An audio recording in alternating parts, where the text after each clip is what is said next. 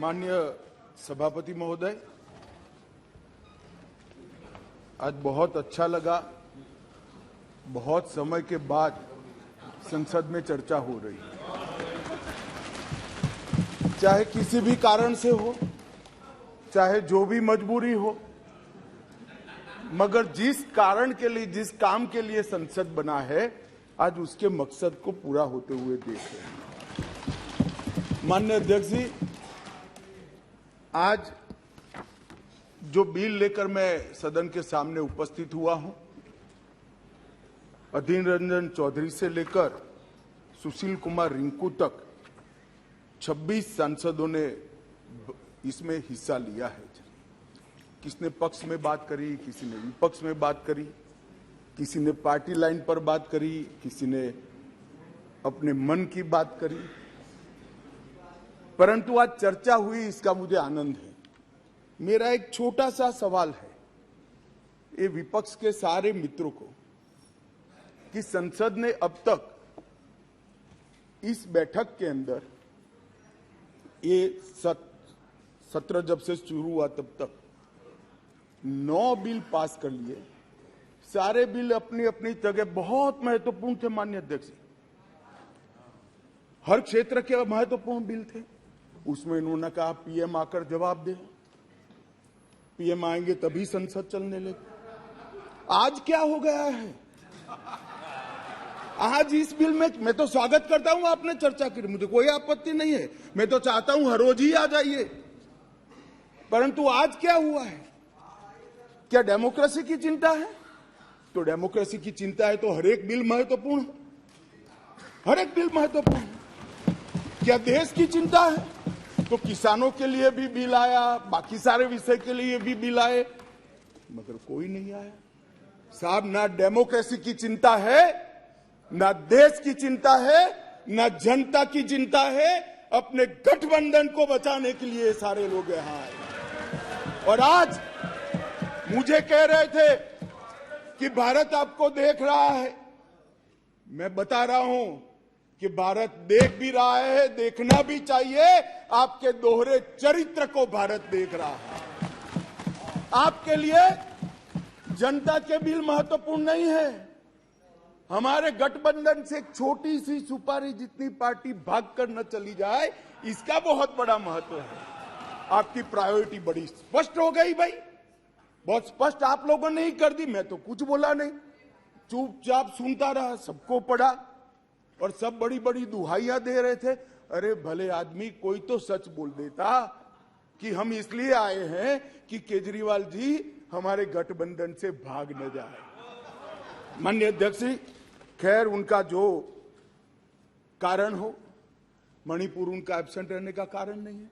मैंने पहले दिन से यहां कहा है, जितनी लंबी चर्चा करनी हो मणिपुर पर सरकार चर्चा करने के लिए तैयार, हर चीज का जवाब दिया जाएगा और मैं दूंगा जवाब, मैं दूंगा जवाब।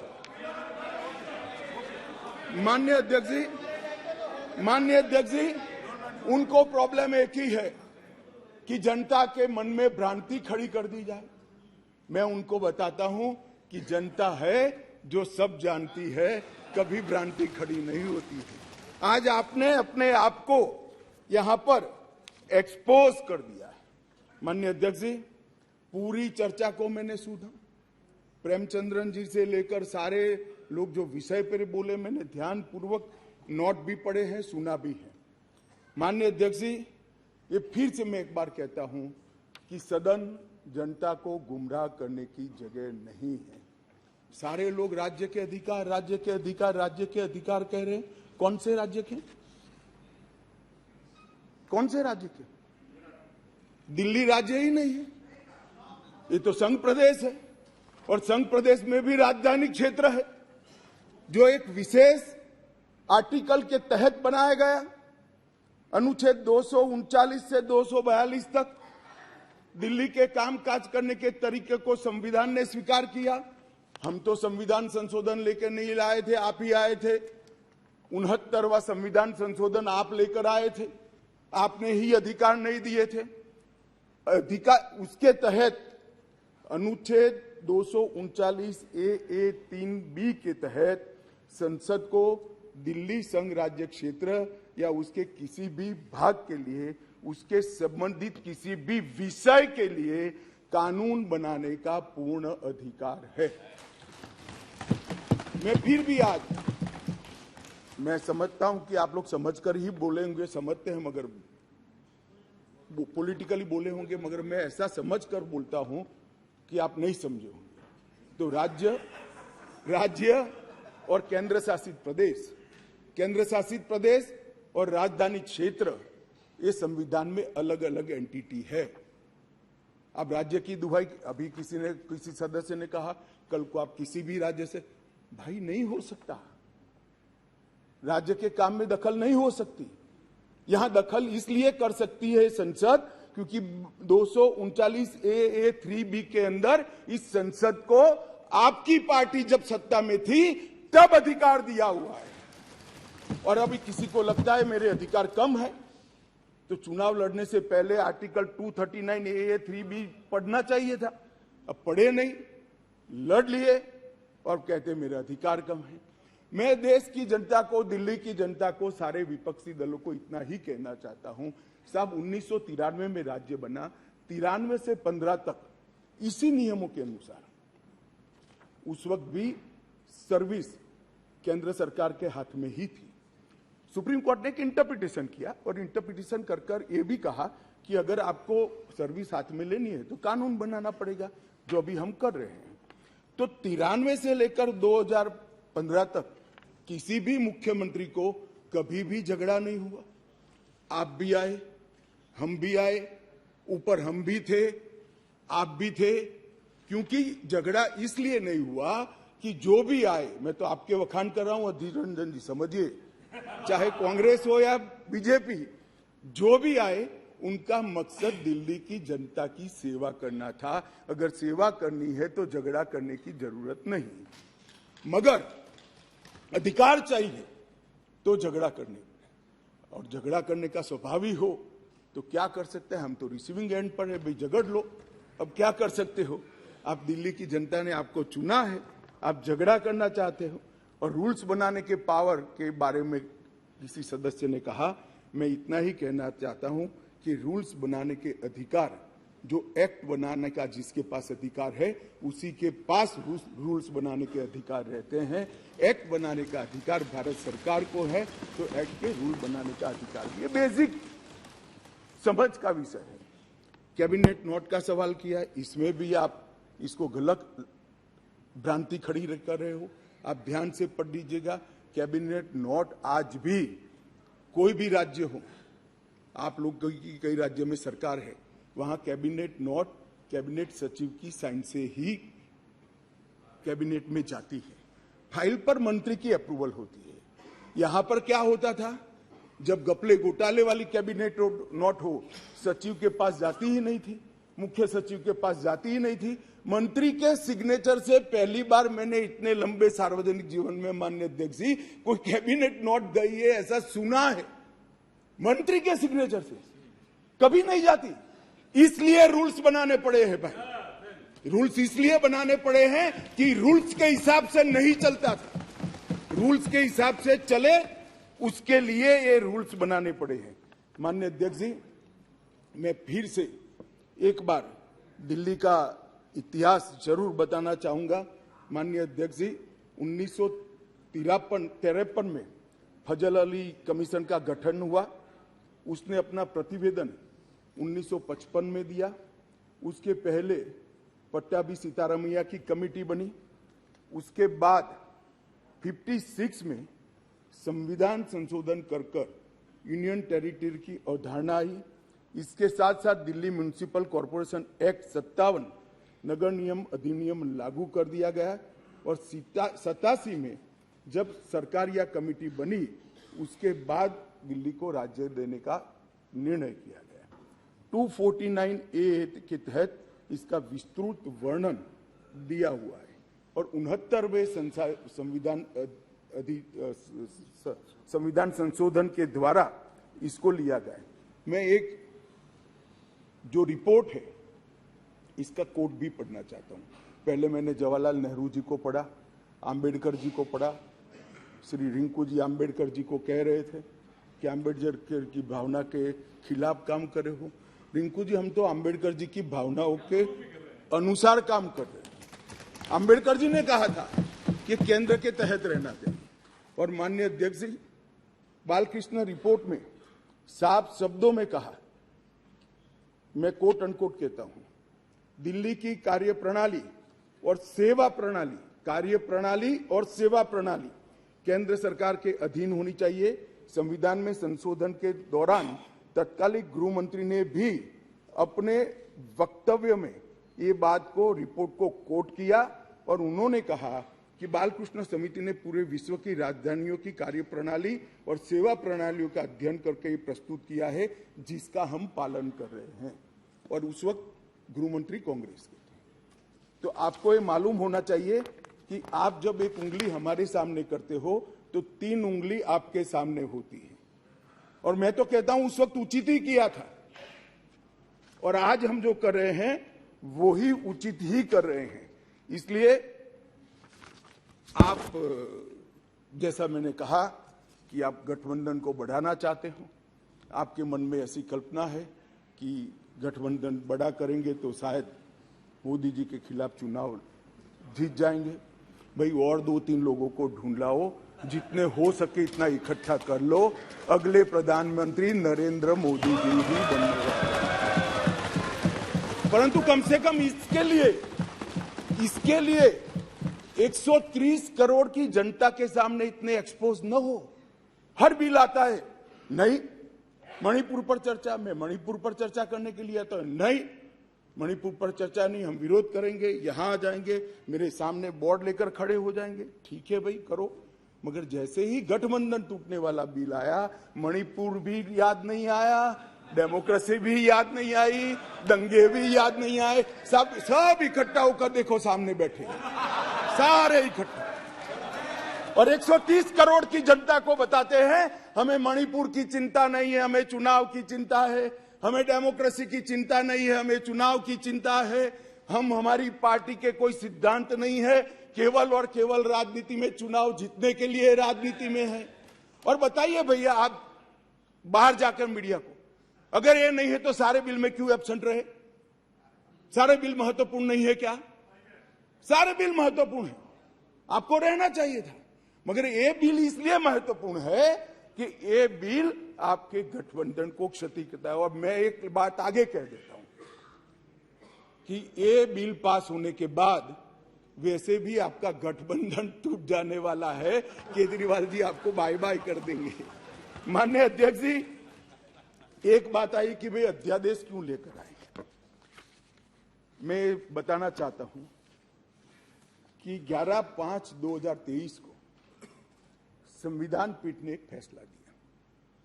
अब संविधान पीठ के फैसले को कोई ध्यान से पढ़ेगा तो वो फैसला कहता है, इन अ वे संविधान पीठ ने 2 जजों की खंडपीठ का, बेंच का गाइडेंस किया है।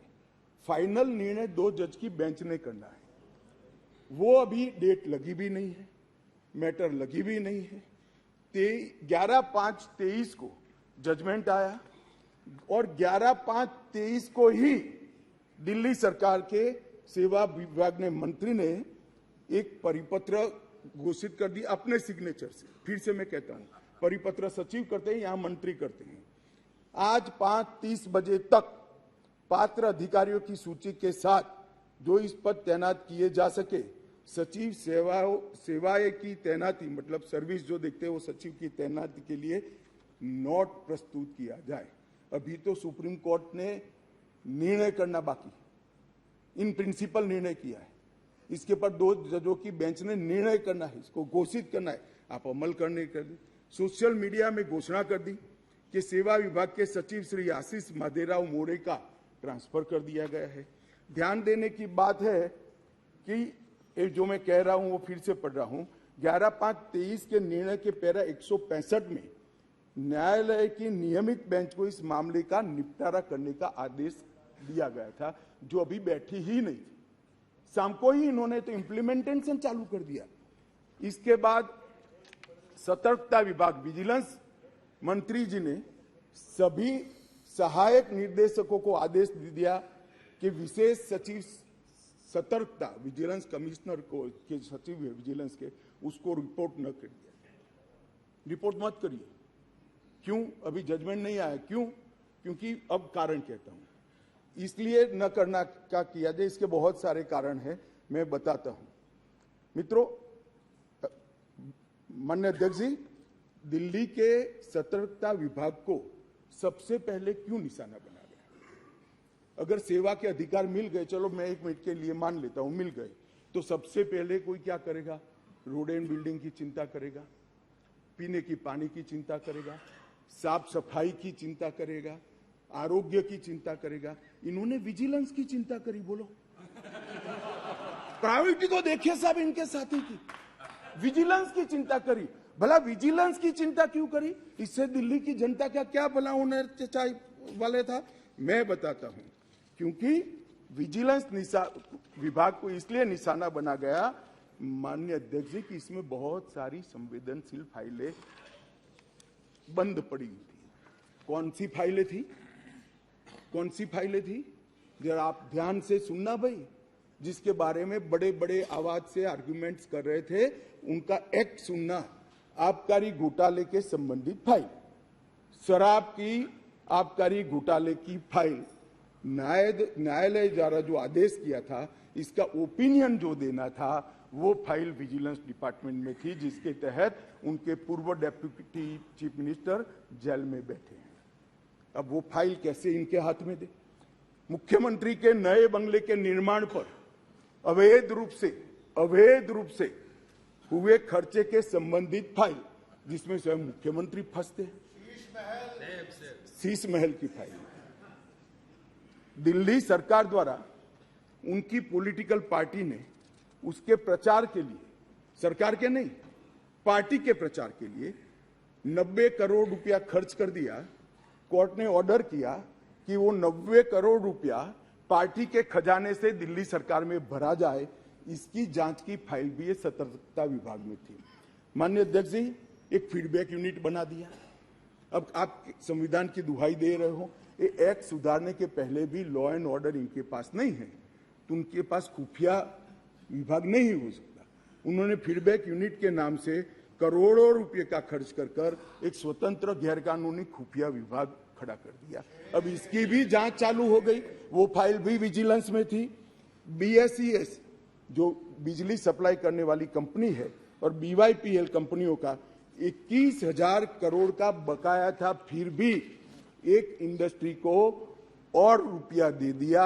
उनको 21,000 करोड़ लेना है, वो साइड में रहा और दूसरा पेमेंट कर दिया। इसका भी विजिलेंस में इंक्वायरी चल रहा है। अब ये सारी फाइलों के लिए माननीय अध्यक्ष जी, सतर्कता विभाग को निशाना बना दिया।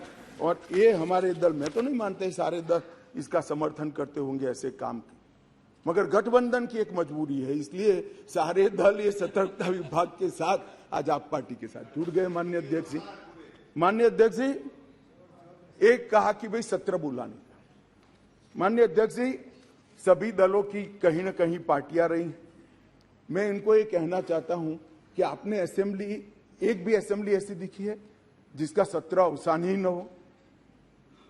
माननीय अध्यक्ष जी, सत्र आहूत होता है, आप सत्र अवसान यहां करते हो, राष्ट्रपति महोदया साइन करती है, सत्र का अवसान होता है, नए सत्र का फिर से आहूत किया जाए। एक असेंबली देश में ऐसी है, दिल्ली संघ राज्य क्षेत्र की, जिसका सत्र अवसान ही नहीं होता है, चालू ही रहती है। और जब भी पॉलिटिकल भाषण देना है, रिस्पॉन्सिबिलिटी से भागना है, सदन के विशेषाधिकार का उपयोग करना है, किसी को गाली गलौज करना है, तो आधे दिन का सत्र बुलाकर गाली बोलकर फिर से सत्र निलंबित कर देते हैं। सत्र का अवसान ही नहीं होता है। माननीय अध्यक्ष, ऐसी कोई सरकार देखी है आपने? मैं इसलिए कह रहा हूं, इनको बताता हूं आप किसका समर्थन कर रहे हो, किस व्यवस्था का समर्थन कर रहे हो माननीय अध्यक्ष जी। और देश की जनता को यह सब मालूम है। और एक कैबिनेट के अधिकारों की बात कर रहे हैं, असेंबली के अधिकारों की बात कर रहे हैं।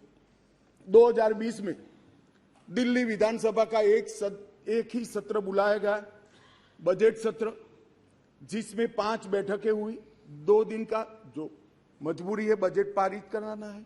21 में भी एक ही सत्र बुलाया गया, बजट सत्र, जिसमें 3 दिन की बैठक करी, चार बैठकें करी। वो बजट सत्र था, मजबूरी है। 2022 में एक ही सत्र बुलाया गया, बजट सत्र, क्योंकि मजबूरी है, बजट पारित करना है। और 2023 में भी एक सत्र बुलाया गया, बजट सत्र। इसके अलावा विधानसभा ही नहीं बुलाई माननीय अध्यक्ष जी।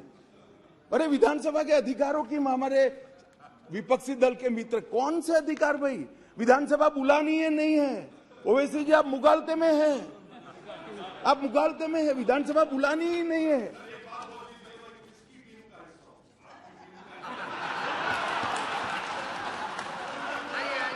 ऐसा है ओवैसी जी, मैं तो चाहता हूं आप अपनी स्वयं टीम बनाओ।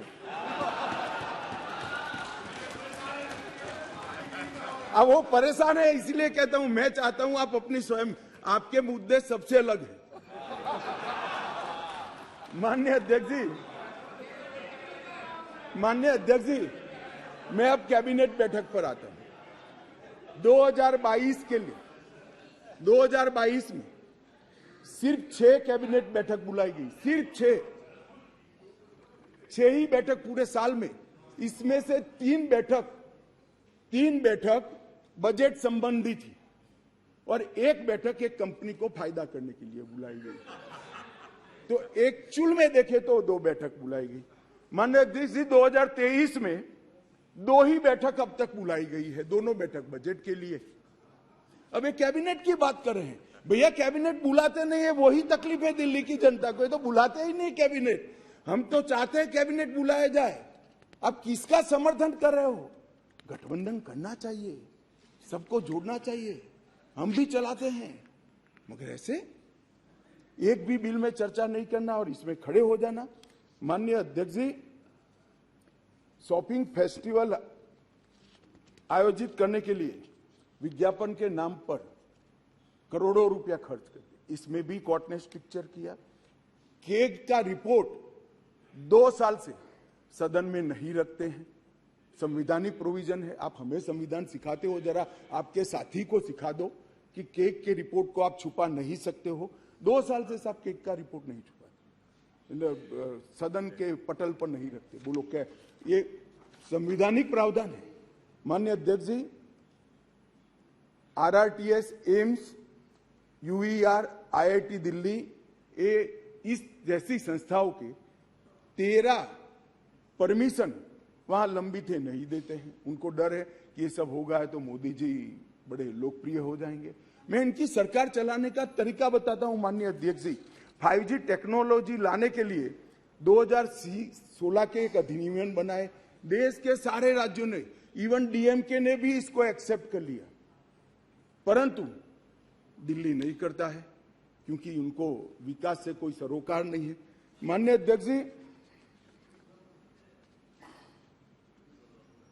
2013 से जो सिविल सर्विस बोर्ड की हमने रचना की, इसको लेकर ये आगे गए। माननीय अध्यक्ष जी, मैं सदन के सामने और आपके माध्यम से देश की जनता को बड़ी विनम्रता के साथ कहना चाहता हूं कि ये अध्यादेश और बाद में अब जो बिल में कन्वर्ट हो रहा है वो विधेयक लेकर मैं आया हूं, ये संपूर्णतया संविधान सम्मत है और केवल दिल्ली की जनता के कल्याण के उद्देश्य से बनाया गया है। हमारा कोई राजनीतिक उद्देश्य इसके लिए नहीं है। माननीय अध्यक्ष जी, मैं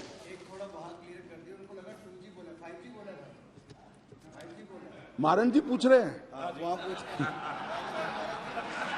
माननीय अध्यक्ष जी,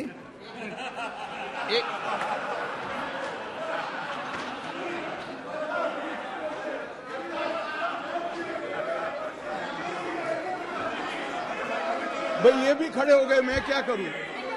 ये भी खड़े हो गए। सदन की कार्रवाई इस विषय की समाप्ति तक बढ़ाई जाती है। माननीय गृह मंत्री जी,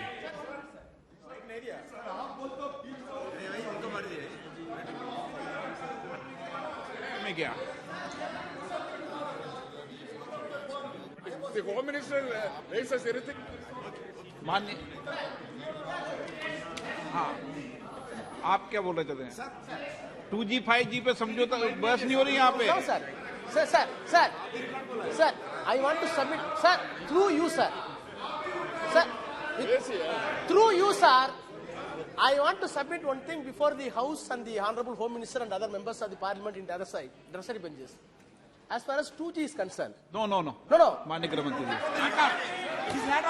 2G 3G। माननीय 2G 3G में बहस नहीं हो रही। नो कुछ नहीं बोला। नो लगाया है। आप क्यों 2G पे नाम पूछ नाराज हो रहे हो? अरे 2G पे नाराज पे इतना नाराज क्यों जाते हो? देखो पुरानी बातों को लेके मत चलो।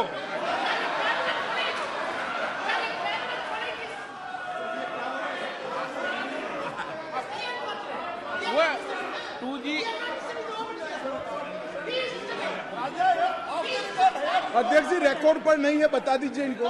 देखिए वो रिकॉर्ड पे नहीं है, आप क्यों रिकॉर्ड पे लाना चाहते हो बात? अरे ऑनरेबल मेंबर वो रिकॉर्ड में नहीं है, आप क्यों रिकॉर्ड में लाना चाहते हो बात? ऑनरेबल मेंबर वो रिकॉर्ड में नहीं है। Okay no record. ओके माननीय गृह मंत्री जी,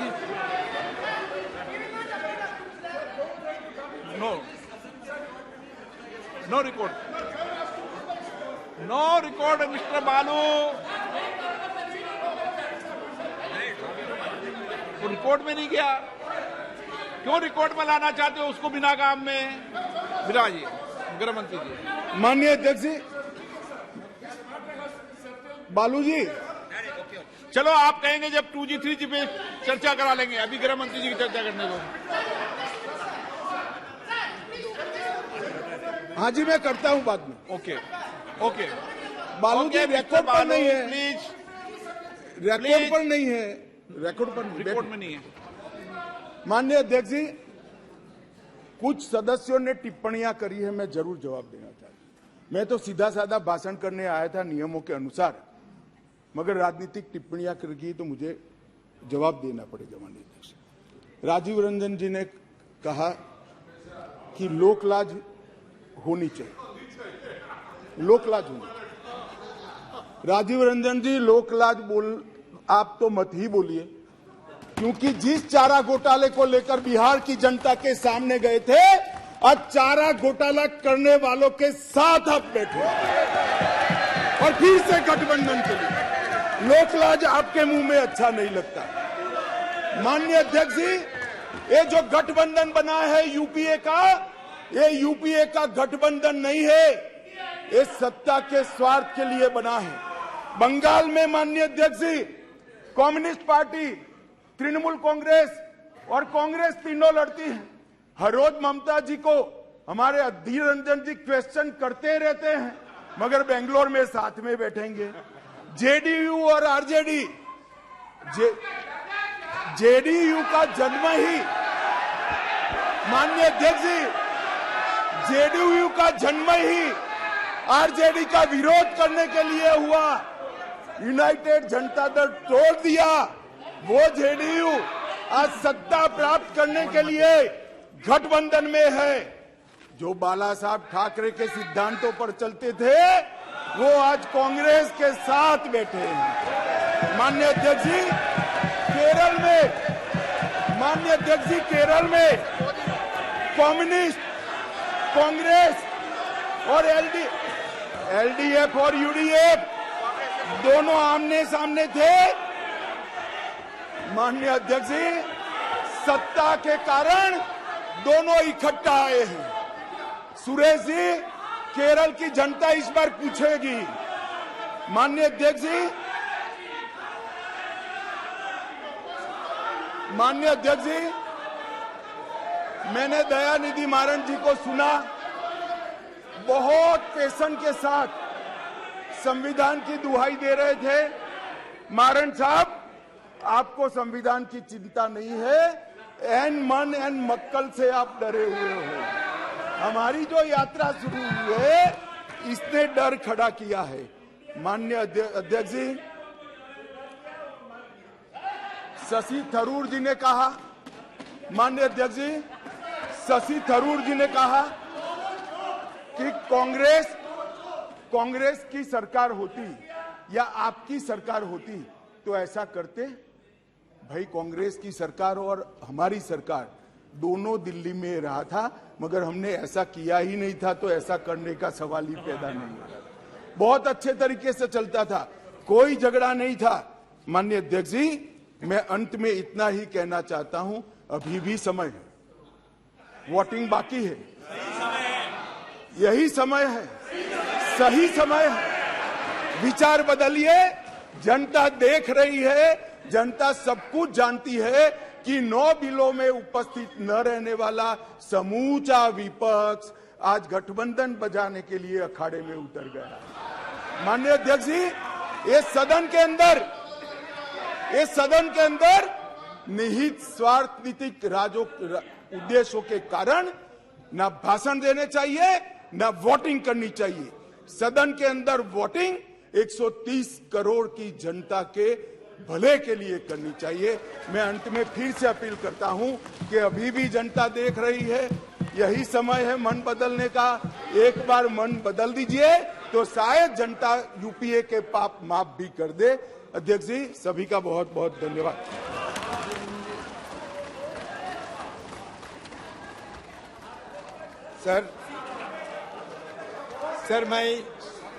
सर मैं स्पष्ट रूप से ये कहना चाहते हैं, शुरू में भी कहा था हम लोग कि ये अध्यादेश लाकर केंद्र ने संवैधानिक सिद्धांतों का उल्लंघन किया है और निर्वाचित सरकार के अधिकारों को हड़पने की कोशिश की है। ये संघवाद की बुनियादी सिद्धांतों को कमजोर करता है। सुप्रीम कोर्ट की संवैधानिक पीठ ने 11 मई को दिल्ली सरकार को जो अधिकार सौंपे थे, जिसके बाद केंद्र सरकार ने अध्यादेश लाकर कोर्ट का फैसला पलट दिया है। सर, यही हमारा मोटा मोटी हमारा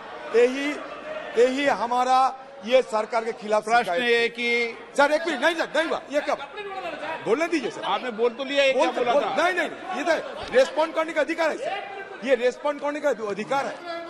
सर एक मिनट अमित शाह जी, आप इतने सारे हमें भाषण सुनाया, ये लगा कि आप चुनावी मोड में आ गए। मुझे ऐसा उम्मीद थी कि कम से कम आज की तारीख में जब मणिपुर की बात आपने जिक्र किया तो कम से कम सुप्रीम कोर्ट मणिपुर के मुद्दे में क्या टिप्पणी की। सुप्रीम कोर्ट कहते हैं कि मणिपुर में सरकार नहीं है, पुलिस नहीं है, कोई शासन नहीं है। विषय पर बात कीजिए। संकल्प के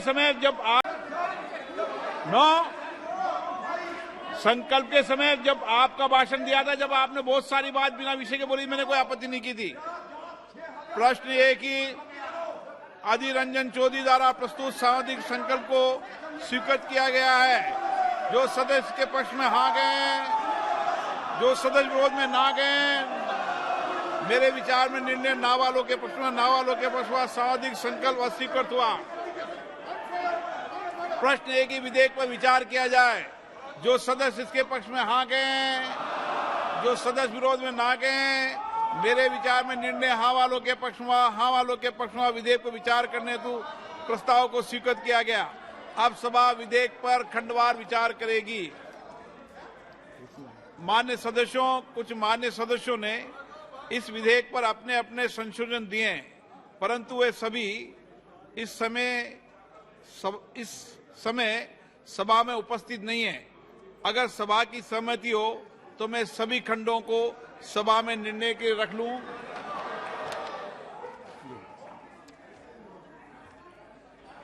प्रश्न है कि खंड 2 से 6 विधेयक का अंग बने।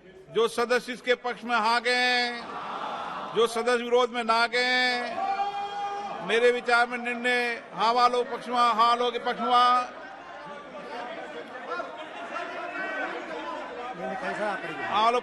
खंड 2 से 6 विधेयक का अंग बने। विधेयकांग बने। प्रश्न है कि खंड 1 अधिनियम सूत्र विधेयक का पूरा नाम विधेयकांग बने। जो सदस्य के पक्ष में आ गए, जो सदस्य विरोध में ना गए। मेरे विचार में निर्णय हाँ वालों के पक्ष में, हाँ वालों के पक्ष में खंड 1 अधिनियम सूत्र विधेयक का पूरा नाम विधेयकांग बने। मंत्री जी अब प्रस्ताव करें कि विधेयक को पारित किया जाए। महोदय, मैं प्रस्ताव करता हूं कि विधेयक को पारित किया जाए। प्रश्न ये कि विधेयक को पारित किया जाए। जो सदस्य इसके पक्ष में हाँ गए, जो सदस्य विरोध में ना गए। मेरे विचार में निर्णय हाँ वालों के पक्ष में, हाँ वालों पक्ष में प्रस्ताव स्वीकृत, विधेयक पारित हुआ। आप इनके सदस्य के संबंध में प्रस्ताव रख रहे थे ना? ये जो आम आदमी पार्टी के श्री रिंकू थे, इन्होंने कागज फेंक के वेल में आके कागज फाड़ के फेंका है। आसन के सामने डाला है सर। इनको सस्पेंड कर देना चाहिए। आप प्रस्ताव करो ना। प्रस्ताव करता हूं, मैं प्रस्ताव करता हूं कि पूरा सत्र के लिए, remaining part of the session के लिए। एक मिनट,